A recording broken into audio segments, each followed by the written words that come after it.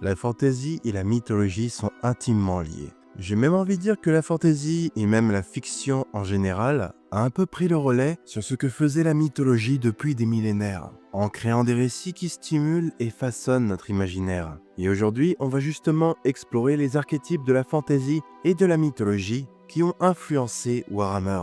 Pourquoi? Eh bien parce que je pense que c'est important de bien comprendre ou de se rappeler d'où viennent tous ces concepts qui semblent nous parler profondément et dont on semble retirer toutes sortes de choses. On peut en tirer des leçons, des morales, des mises en garde. Et ce qui est intéressant, c'est que parfois on voit des thèmes qui se répètent et qui sont récurrents. Et ce, alors que ces histoires sont parfois espacées de plusieurs millénaires, voire même parfois issues de cultures qui n'ont jamais eu de contact entre elles. Et je trouve ça tout particulièrement fascinant. Le fait que des esprits séparés par le temps et l'espace arrivent à avoir des pensées similaires. Même si le contexte peut différer, d'autres personnes ont déjà vécu des vies similaires à la nôtre des millions de fois. Et donc je trouve que tous ces récits sont un peu des machines à voyager dans le temps, où on peut en quelque sorte entrevoir les échos des pensées de nos ancêtres. C'est un peu la synthèse de leurs pensées les plus importantes sur la vie, l'existence ou encore leur interprétation de l'univers. Après, ça ne fait pas forcément de ces histoires des vérités universelles,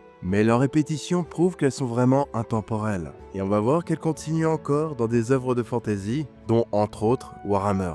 Ici, on va se concentrer sur certains personnages iconiques de Warhammer Fantasy, même s'il y a aussi beaucoup d'autres choses à relever côté worldbuilding ou autour d'autres personnages. Mais ça pourrait être des sujets à aborder une autre fois. Parmi les personnages qu'on va explorer, il y aura Sigmar Eldenhammer, Alarielle, la Reine Éternelle, Nagash, le Grand Nécromancien, mais aussi Aenarion avec Malekith, ainsi que Archaon, l'élu éternel. Chacun de ces personnages a des racines dans des récits importants, qu'ils soient mythologiques ou issus de la fantaisie moderne. Chacune de leurs histoires parle de puissance, de destinée, de sacrifice et d'ascension vers la divinité. Commençons par Sigmar Eldenhammer.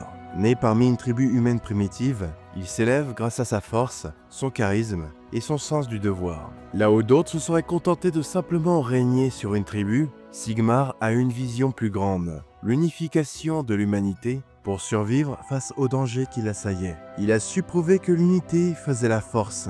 Contrairement aux autres barbares primitifs qui se contentaient de vivre l'instant présent, Sigmar comprend que la vraie grandeur vient du sacrifice et de la construction d'un héritage. Il devient le roi bâtisseur d'un empire et y apporte l'ordre et la prospérité, à l'image d'autres rois unificateurs comme Charlemagne, dont l'empire est d'ailleurs une source d'inspiration plus qu'assumée de l'empire de Sigmar. Ce dernier ne restera pas ensuite roi éternellement. Après des décennies de règne, il quitte son trône et disparaît mystérieusement, devenant au fur et à mesure du temps une figure révérée et divinisée. Une ascension dont le schéma rappelle d'autres figures mythologiques et héroïques. Parmi une de ses inspirations dans la fantaisie, un personnage en particulier a eu un début de vie similaire à celle de Sigmar. J'ai nommé Conan le barbare. Sigmar partage aussi parfois le titre de barbare, en tout cas aux yeux de ceux qui ne l'apprécient pas trop. Tous deux sont nés dans un monde brutal et primitif où seuls les plus forts pouvaient survivre. Et c'est aussi par leur force qu'ils se sont élevés et ont gravi les échelons. Leur volonté inébranlable leur a permis de forger leur destin. Et le schéma de ces deux personnages s'est répété plusieurs fois dans la mythologie aussi. D'ailleurs, l'un d'entre eux se trouve être l'un des plus anciens, si pas le plus ancien mythe de l'humanité, l'épopée de Gilgamesh, qui nous vient des Sumériens. Et comme ils ont créé ce qui est considéré le premier alphabet, on peut comprendre pourquoi c'est l'une des plus anciennes histoires. Sigmar, tout particulièrement, a suivi un parcours très proche de Gilgamesh. Tous deux ont commencé en tant que chefs conquérants, et puis tous deux sont partis en quête de quelque chose de plus que la gloire. Quelque chose qui a un sens plus profond et qui pourra leur permettre de s'élever. Gilgamesh cherchera un moyen de transcender sa mortalité et partira en quête de l'immortalité. Il finit par comprendre, comme Sigmar, que la vraie immortalité réside dans l'héritage qu'on laisse aux générations futures. Et dans le cas de Sigmar, l'héritage qu'il a laissé à l'Empire inspirera une grande dévotion aux générations futures qui le fera devenir un dieu. Je trouve que ces histoires sont un peu l'histoire de l'humanité résumée. On a commencé à un stade animal, puis primitif, barbare, où tout ce qui comptait était la survie, puis Puis on a commencé à rêver de quelque chose de plus, qui nous a permis de nous élever et de créer une civilisation. Ce désir constant d'aller toujours plus loin, de s'élever, c'est un peu la quête de l'humanité pour l'immortalité ou la divinité. Et on la retrouve dans la quête de Gilgamesh, ou encore celle d'Héraclès dans la mythologie grecque, ou encore Siegfried dans la mythologie nordique. Et il y a encore bien d'autres histoires similaires dont Sigmar a hérité des concepts. Après, les inspirations pour Sigmar ne s'arrêtent pas là. Un dieu guerrier armé d'un marteau qui peut appeler la foudre, ça aura sûrement plus d'une fois fait penser à un certain Thor. Et par la suite, dans l'âge de Sigmar, il finit par évoluer de cet archétype pour passer à celui de souverain céleste, régnant sur les différents royaumes qui constituent le cosmos. Un rôle qui se rapprochera plus de celui d'Odin, le roi des dieux d'Asgard, et qui règne sur les royaumes de l'Arbre-Monde, l'Yggdrasil, dans la mythologie nordique. Là où Sigmar est le dieu-roi du panthéon de l'ordre, qui règne sur les 8 royaumes. Et là aussi, encore une fois, on peut voir ces schémas se répéter, avec Zeus et le panthéon grec, ou même Jupiter avec le panthéon romain qui en est une directe copie. Ces mythes ont permis aux civilisations primitives de créer des symboles d'ordre et de stabilité, et qui leur permettaient d'apporter un sens, une structure à tout ce qui les entourait. Et même encore aujourd'hui, certaines de ces choses perdurent, comme on peut le voir au nom des planètes du système solaire. L'ésotérique qui nous permettait d'expliquer l'inconnu a fini par donner son nom à ce que la science a expliqué. Et éloignons-nous maintenant de Sigmar pour passer à Alarielle, la reine éternelle. Et aussi un peu sa mère, Ariel, la reine d'Atel-Lorraine. Dans Battle, elles sont toutes deux de puissantes mages, liées à la nature, ainsi qu'à la déesse elfique Isha, la mère de la terre. Elles ont pour rôle de protéger la vie et le renouveau. Et par rapport à ce rôle, il y a pas mal d'équivalents dans la fantasy. Par rapport au rôle joué par Alarielle et Ariel dans Battle, l'équivalent qui va tout de suite sauter aux yeux se trouve dans l'univers de Tolkien, avec Galadriel, la reine de la Lothlórien. Et une autre chose qu'elles partagent, c'est aussi ce côté féerique. C'est-à-dire que même si elles ont un aspect positif, il y a toujours aussi un côté un peu sombre et dangereux, à l'image de la nature elle-même. Par rapport à Alarielle dans l'âge de Sigmar, il va y avoir un autre équivalent intéressant qui est aussi dans l'univers de Tolkien. Il s'agit de Yavanna, la Vala de la nature, celle qui est responsable de la propagation de la flore et qui est aussi à l'initiative de la création des Ents, les êtres sylvestres en charge de veiller sur les forêts d'Arda. Et dans l'âge de Sigmar, Alarielle a fait exactement la même chose en créant les Sylvanesses. Et d'ailleurs, cet exemple est assez représentatif du parallèle entre l'évolution des âges de la Terre du Milieu de Tolkien avec l'évolution de Battle vers AOS, sauf qu'ici, les choses se sont passées dans le sens inverse. Le worldbuilding de Warhammer Battle s'est clairement inspiré du troisième âge de la Terre du Milieu de Tolkien. Là où l'âge de Sigmar s'est bien plus inspiré du premier âge, où les Valar, les dieux en quelque sorte, marchaient parmi les mortels et agissaient directement, à la même manière que le Panthéon de l'Ordre dans AOS. C'est un style de fantasy qui a une narration bien plus mythologique.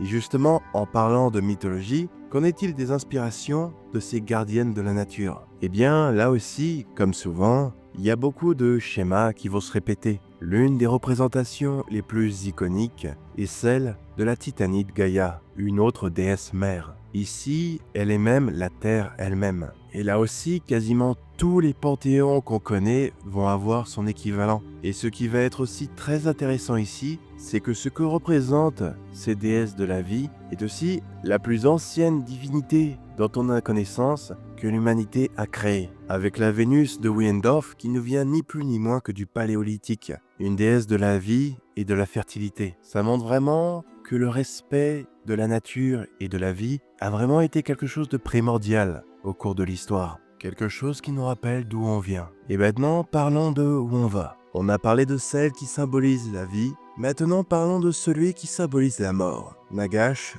le grand nécromancien. Là où Alarielle incarne le début et le renouveau de toute chose, Nagash, dans l'âge de Sigmar en tout cas, représente l'inéluctable fin de toute chose, mais aussi, paradoxalement, la volonté de tout mortel d'échapper à celle-ci, puisque la nature de la nécromancie est d'arracher son immortalité à l'ordre naturel lui-même. Et c'est vraiment ça qui caractérise Nagash. C'est celui qui impose sa volonté à tout ce qui ne vit plus, mais aussi ce qui vit, car éventuellement tous viendront à lui. Difficile de ne pas voir en Nagash des échos des grands seigneurs ténébreux de la fantaisie. Et là encore une fois, on va parler de Tolkien avec Sauron et le roi sorcier d'Angmar, deux autres grands utilisateurs de la nécromancie. Nagash partage avec eux leur volonté de dominer et de contrôler toute vie. Mais ils partagent aussi ce schéma de défaite et de résurrection constante, qui rappelle un peu toutes les histoires où le mal est vaincu mais ne meurt jamais totalement, où le mal se cache le temps de retrouver ses forces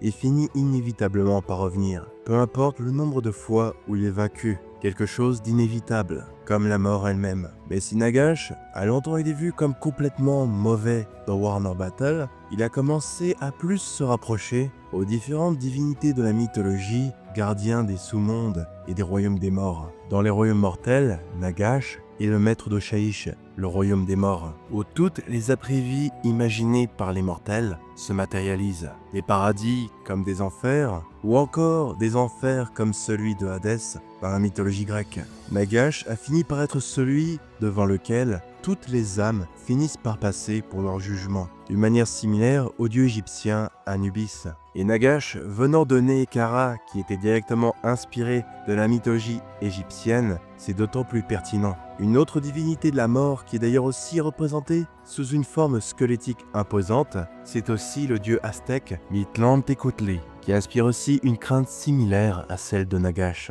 Il y a aussi un autre parallèle avec la déesse Hela dans la mythologie nordique, qui était la maîtresse du royaume des morts de Helheim, vers lesquels allaient ceux qui n'étaient pas morts au combat, qui étaient en opposition à Asgard, où allaient justement les âmes héroïques, les Einherjar. Et dans AOS, on a justement cette opposition entre les Stormcast, venus d'Azir, Asgard, clin d'œil, et qui sont en opposition avec de nombreuses factions de la mort, notamment les Antonuits, qui représentent les âmes lâches, criminelles et en peine, et dont Nagash est le maître. Là où les autres figures divines sont la plupart du temps là pour assurer quelque chose d'ordonné après la mort, Nagash incarne la plupart du temps quelque chose de plus cruel. C'est un tyran auquel on ne peut même pas échapper par la mort. Cependant, en parallèle de sa maîtrise supposée sur la mort, il y a quelque chose que Nagash refuse de voir lui-même. Que lui aussi, malgré tout son pouvoir, malgré tout ce qu'il a fait pour l'éviter, lui aussi fera face irrémédiablement à la fin. Encore un autre message primordial qui a été répété un nombre innombrable de fois. Et c'est pour ça que je trouve que Sigmar, Alarielle et Nagash forment un trio extrêmement symbolique. Avec Alarielle, on a ce qui représente le début et le renouveau. Avec Nagash, on a la fin inévitable, peu importe à quel point on essaie de se débattre. Et avec Sigmar, on a quelque chose qui peut vraiment perdurer au-delà. Quelque chose qu'on a bâti, qui laisse notre marque, qui a apporté une sorte de progrès et qui a laissé un héritage. Et justement, en parlant d'héritage, transition magnifique je sais, parlons maintenant d'Aenarion, le premier roi phénix, et de son premier héritier, Malérion, alias Malekith, ou Malekith alias Malérion, comme vous voulez. L'histoire d'Aenarion fait écho à toutes les histoires de gloire, d'ascension, mais aussi de prix à payer, de sacrifices, de trahison et de chute. Aenarion est le premier roi des hauts elfes qui a sauvé son peuple face au chaos en payant le prix ultime. Pour ce faire, il a dû tirer l'épée maudite de Cain, et en ce faisant, il s'est condamné lui-même et sa lignée. Une malédiction qui a été d'autant plus symbolisée par Malekith, qui lorsqu'il aura son héritage contesté, provoquera une guerre civile et finira par sombrer dans l'ombre, devenant le roi sorcier. Et bien plus tard, il deviendra l'ombre elle-même, le dieu d'Ulgu. Au niveau des aspirations, dans la fantasy, il y en a pas mal. Déjà, l'histoire d'Aenarion, avec un roi qui tire une épée légendaire et qui finit par avoir un enfant sombre. Ça fait tout de suite penser à Arthur, Excalibur et Mordred, avec aussi d'ailleurs la sombre fée Morgane, qui fait penser à Morathi. Du côté de Malekith spécifiquement, son histoire fait aussi penser à Fëanor, dans l'œuvre de Tolkien, un elfe qui a aussi provoqué la première guerre civile parmi les siens. Une autre référence intéressante vient aussi du fait que Malekith a fini par avoir son corps brûlé lorsqu'il a essayé de prendre le contrôle d'Ultuan. Et pour survivre, il aura dû porter une armure enchantée constamment, ce qui crée un parallèle assez évident avec Dark Vador. Certes, ici, on se retrouve plus dans de la space fantasy, parce que clairement, dans les thématiques, ce n'est pas vraiment de la science-fiction. Et d'ailleurs, en ce qui me concerne, ça s'applique aussi à Warhammer 40 000. Mais ça, ce sera peut-être une discussion pour une autre fois. Malekith partage aussi d'ailleurs, avec Vador, un revirement soudain vers la fin, où chacun va en quelque sorte accomplir son destin contre le côté obscur et contre le chaos. Une autre influence assez majeure d'Aenarion et de Malekith, et d'ailleurs des elfes de Warhammer en général, c'est celle d'Elric de Milin Boe, de Michael Moorcock.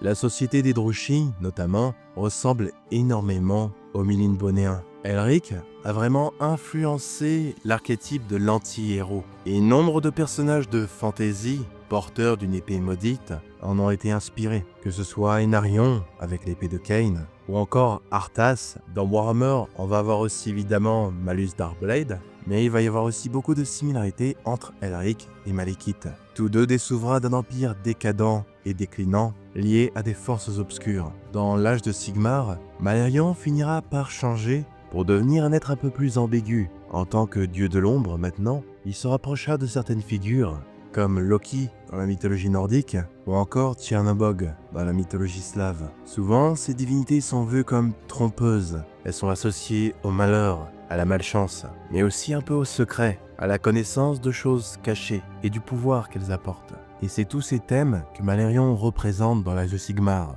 et pourquoi il est révéré par des mages du domaine de l'ombre, mais aussi des voleurs, des assassins et des criminels. Tous ceux qui sont prêts à trahir, marcher dans les ombres et découvrir des secrets pour en obtenir un pouvoir auquel ils ne pouvaient aspirer autrement. Ce qui fait d'ailleurs que Malerion est aussi le dieu des plus démunis, en un sens. Ceux qui n'ont rien à perdre et qui sont prêts à tout pour s'élever. Et d'ailleurs, ce qui est intéressant par rapport à ça, c'est que le symbole d'Ulgu est celui d'une épée qui pointe vers le bas, une épée de Damoclès.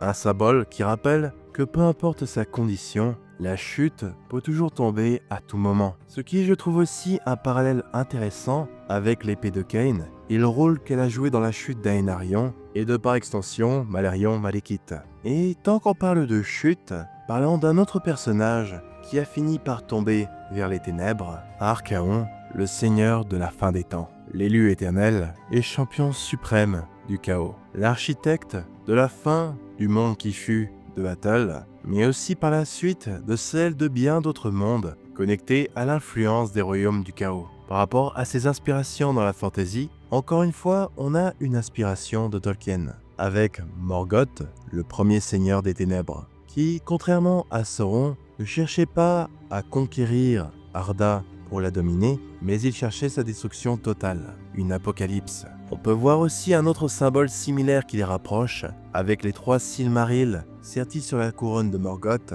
et le titre de roi aux 3 yeux d'Archaon. Une autre inspiration est aussi encore une fois dans l'univers de Michael Moorcock, avec les fameux champions du chaos de son multivers, ainsi que le rôle de champion éternel d'Elric de Milin Boe. Et là aussi, encore une fois, Archaon possède aussi une épée maudite, la tueuse des rois. Dans les inspirations mythologiques, il y a le géant de feu, Surtur, qui est destiné à consumer le monde et provoquer le Ragnarok, et qui aura aussi inspiré l'histoire biblique de l'Apocalypse avec l'Antéchrist. Et là, c'est d'ailleurs aussi assez pertinent, vu que Archaon oppose directement Sigmar, qui est aussi vu comme un messie dans Warhammer. Ces histoires semblent être là pour rappeler que, en plus du fait que chacun affrontera sa fin, même des entités qui semblent être éternelles, comme des empires, des mondes ou des univers, ne dérogent pas à cette loi universelle. Le tout saupoudré un peu de l'éternel combat manichéen entre le bien et le mal, ou la dualité un peu plus intéressante selon moi de l'ordre